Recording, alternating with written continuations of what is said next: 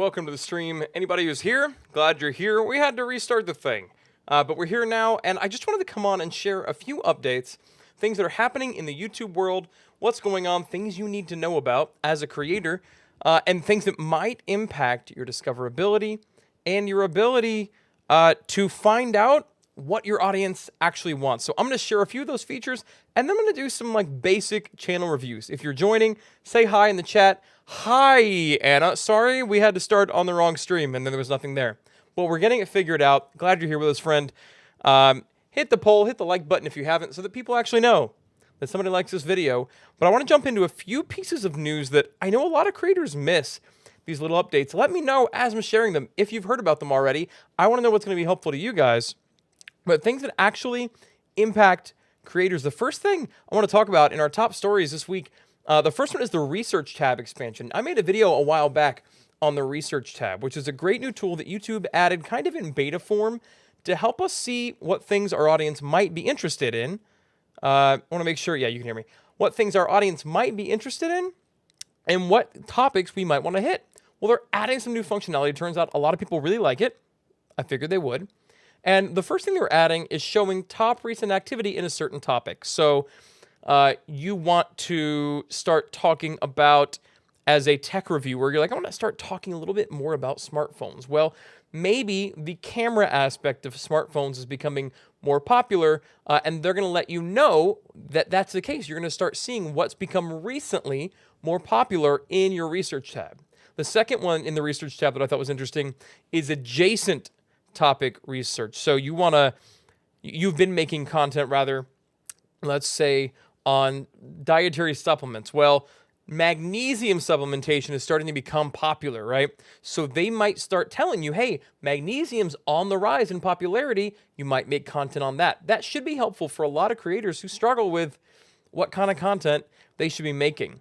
The second one that I thought was really interesting is touch captions. Now, you see captions in YouTube videos. These are helpful both for hearing impaired folks and just for people who want to keep the volume down because they don't want a million questions from a 4-year-old. It happens. It's a thing. Parents, let me know if you hear me.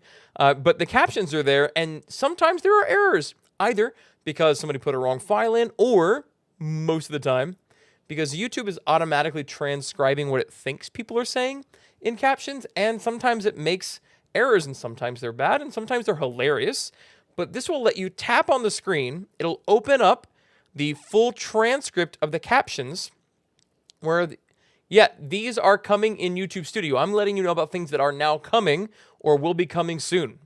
It'll let you tap in it when you're watching a YouTube video. It'll let you tap on the screen, see the transcript of the captions, and make suggested edits. You'll be able to send a suggestion to YouTube saying, hey, this didn't say forever, one word. It said forever, 2 words, or whatever it might be. You'll be able to help make corrections and make YouTube smarter about automatically generating captions. I thought that was actually super interesting.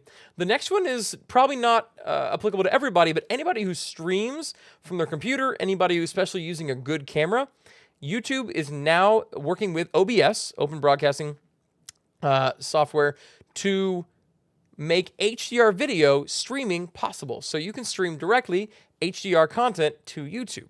This will allow for higher dynamic range. That's what HDR stands for. But deeper blacks, brighter whites, and more dynamic range in the color. The video will pop better, and it'll be able to do so natively. The last piece I want to share with you guys from the news part is actually in the community guidelines. I might have to use some euphemisms here to explain this. But basically, YouTube's getting both far more permissive and more strict as it pertains to content relating to human relational intimacy. That's not really the right word, but you follow me because I don't want to get, whatever, struck by this thing. They will be allowing more graphic content showing human intimate interaction things or toys related thereto if it is educational in subject. How are they going to differentiate this? Well, their differentiation is going to be whether or not it seems meant to educate or to gratify. If it's there for one's own personal intimate gratification, they're likely going to age gate that or even kick it off the platform. But if it's just educational, they won't. So someone could be making content about adult toys and it will not be age gated. It will not say you must be 18 or over to watch this. I think that's interesting. I'd love to hear your thoughts on that in the comments. I don't love the move. I kind of get them trying to split the baby here. But you know what? I'm not all of YouTube. You guys might have thoughts. I'd love to hear those in the comments below. Next, I want to show you guys some channel reviews. Now, if you're in here watching this later and you've got some suggestions on channels I should review, or you're interested in one yourself, just put it in there. If you pop something in the channel chat or in the chat, I might go look at it. I got to be kind of quick today because we got a lot of things to do this evening, so I got to make this short. But I wanted to jump on here anyway. Let me share with you guys a couple channels that I thought did some things we could all learn from. So these will not be horribly critical channel reviews. There'll be things you can learn from. The first one of these, if you're not into technology a lot, you may not really be familiar with it, is Linus Tech Tips. So Linus is one of the biggest tech creators in the world. Looks like they've got 14.8 million subscribers right now. That's a fairly significant amount. And he does a few things that I think are really excellent and we can all learn from a bit. First, you'll notice all the thumbnails. Maybe simple's not the right word, but it could be. They've all got pretty much 2 to 3 elements, right? There's a face. All of them have a face. Yep.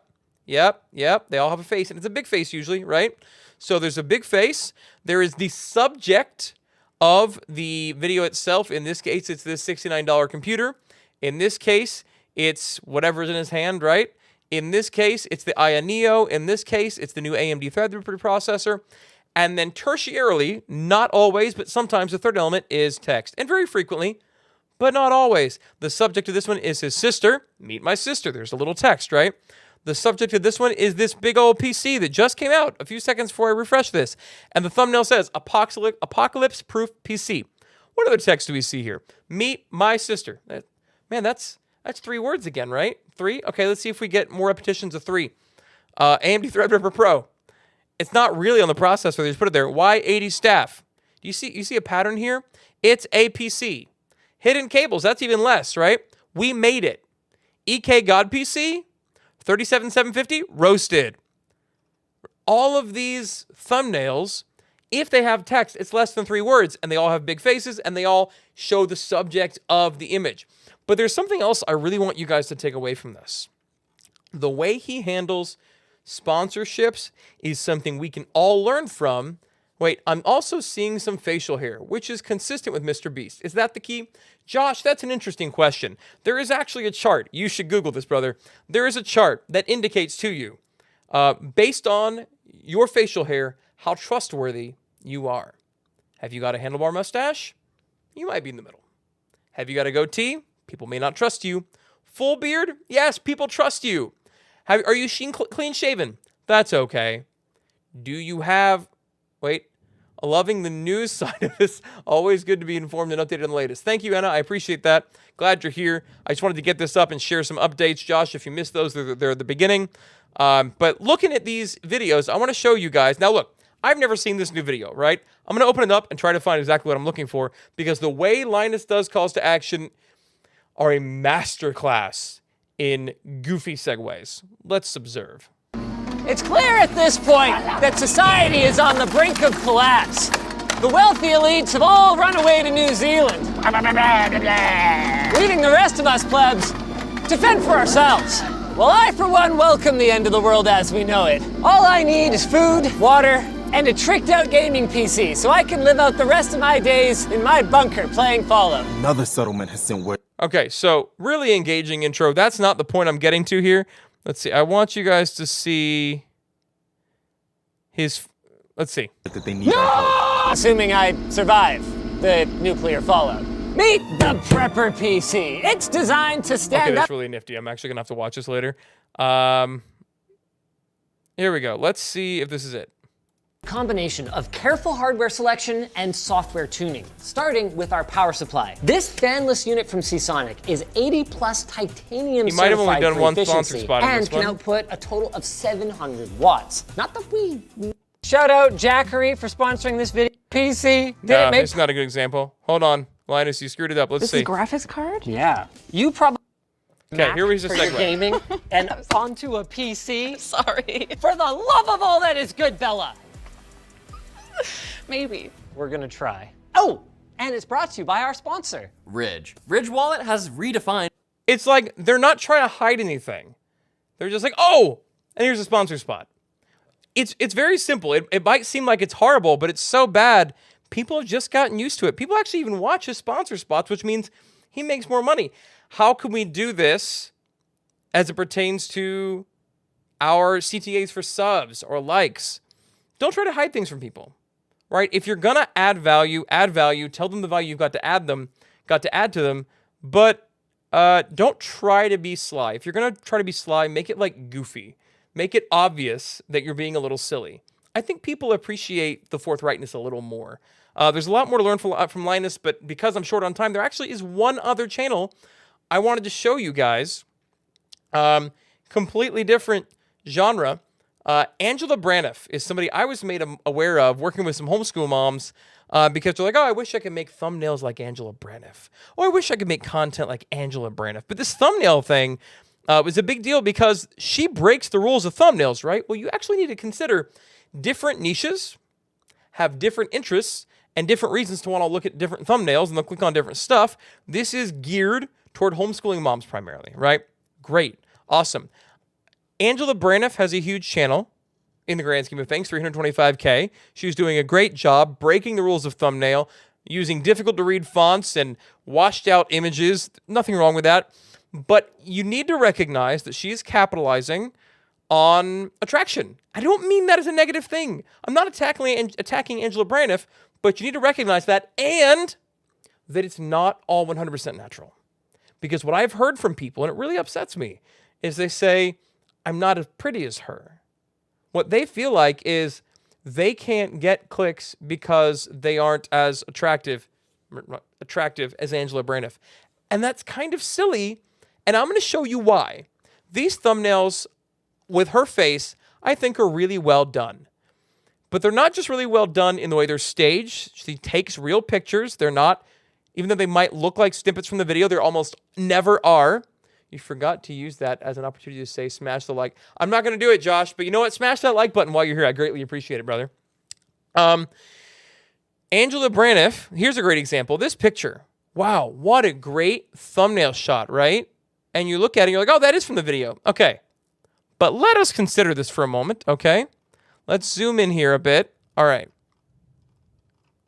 This thumbnail. You can see the hair is very well lit. It's bright. It looks like she's got a lot of different tones happening in her hair.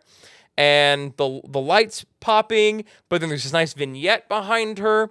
This is photoshopped to death. I don't mean that as a negative. What I mean, guys, is that she leverages hard work. This is a good thing. She works hard to make her thumbnails pop. Because if I go into this video, the footage looks different. It's well lit, don't get me wrong, but get in your head a really good image of this thumbnail and the way she looks in this thumbnail, and then we click into the video. All right, guys, it's kind of like Christmas in July. I absolutely love the Okay, let me go into it. Let's see if... Okay, here's a little bit of side profile slightly. Okay. Her hair doesn't have all those gradations and shades in it. It's not as dark behind her as it is in the image. And the front of her face and the edge of her hair is not as light as it is in the thumbnail. And this isn't just raising up contrast. I would be shocked if somebody didn't go in and dodge or like brighten up the edges of her hair and her face to make her pop more from the background and then darken the background. Somebody put work into it. That's not a bad thing, but what it does mean is it's not all natural. A lot of people think that you can get by on YouTube with just talent. Yeah, it's possible, but luck's got to be evolved a little bit.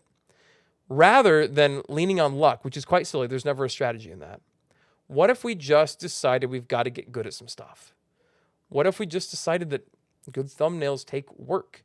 And Angela or her team or whatever's going on, they put work into thumbnails like this. And you can see how many more shades of orange are in her hair, gold, whatever. My point behind this is when it looks natural, it's not. It takes work to make things look natural on YouTube. If you guys have got ideas of channels you'd like to see me review in the future or on another episode, or if you like the news, if any of this is helpful to you, let me know in the comments below. I would love to be helpful to you guys in identifying trends in creation and thumbnails in how things are done on YouTube that will help you to increase your influence and your income. If you guys have any questions, let me know. We'll see you around.